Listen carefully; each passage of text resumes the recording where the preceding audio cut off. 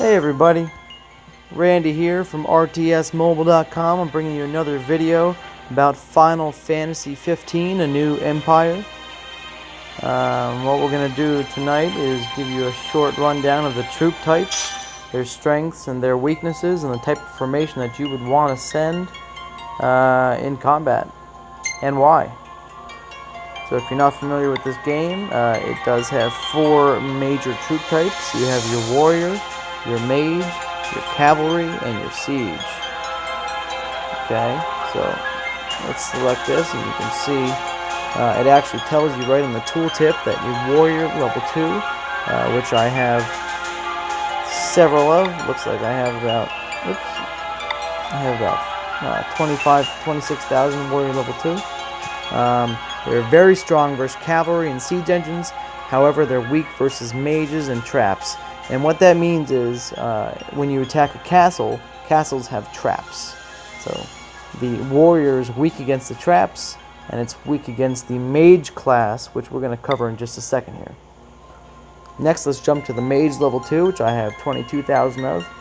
Okay, you can see it's strong versus warrior and siege engine, weak versus cavalry, and again, weak versus traps. So if you're going to attack an enemy base, the traps will do a lot of damage to your mages.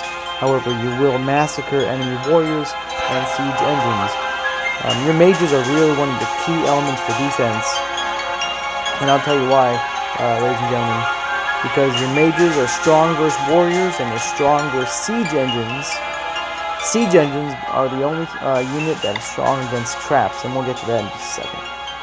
Next, we have your cavalry level 2. I got about 21,000 of those. Strong versus mage and siege engine. Weak versus warrior and traps. So these guys go charging in, they get impaled on your warrior's pikes, and then they die to the traps if they're attacking enemy castles. Let's take a look at the siege. I got 25,000 of these guys.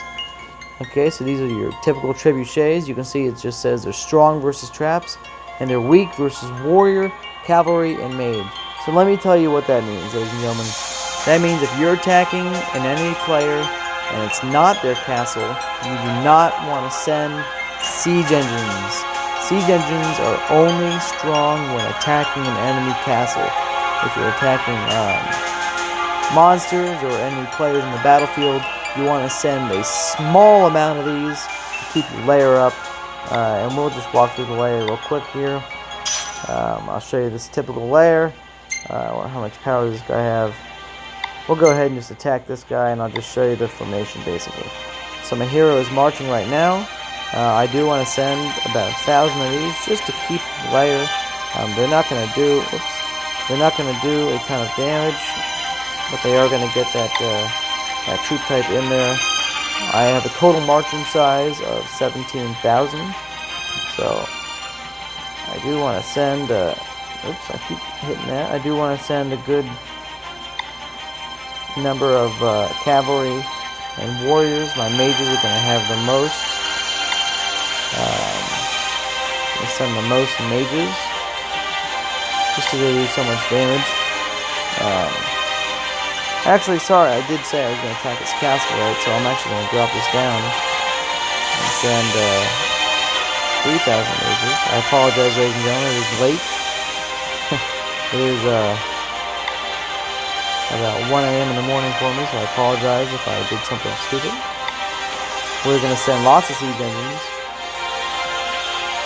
Almost no cavalry. And we're going to send lots of siege engines, and we're going to see how we do here. Should be pretty good. So you can see the march speeds are a little bit slower than in Clash of Kings if you're familiar with my other videos. The whole game is a little bit slower paced. But you know, it has some really cool features, and has some very different features that really make it worth playing. So we have about a minute here before I attack this Castle 16 with my Castle 17. I'm going to take a second or two and just walk you through the inside of the base. You can get a quick look. So here, you know, I got my my hospital wards for holding my wounded troops. You know, you go over here. This is kind of cool. You get free gold pretty much.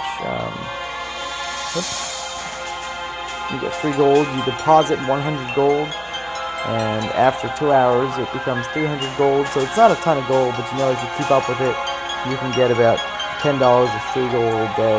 Very nice. These are your resource generating items. You can see I like to keep my resources pretty high level. I don't like to leave them in level 10, level 5. Because the reality is, once your resources hit level 13 or 14, you start generating way more than you can gather in the world map. And that's really the goal here. So we're about to make contact with Noir or Rose in 2 seconds. And we're just going to see how that goes here. See how that attack went. Victory, very good. Okay. I think that went pretty well. He's 1 castle less than me. He's got about 65% of the troops that I got, although they died a bit now. You can see he had a lot of traps destroyed. 1,500 traps destroyed. I did melt his troops. I consider it's a pretty solid victory, ladies and gentlemen. It was a good job here. Similar to Clash of Kings, he has wounded troops while my troops have died. If you look in my battle report is on the left, and her stats, the battle report are on the right. Good solid battle. I'm going to keep this video short here tonight, guys. And ladies and gentlemen, go ahead and check out www.rtsmobile.com for more great video guides for Clash of Kings the West, and Final Fantasy 15 New Empire. We'll be covering these 3 in detail over the next couple weeks, so stay tuned. Thanks and have a great night.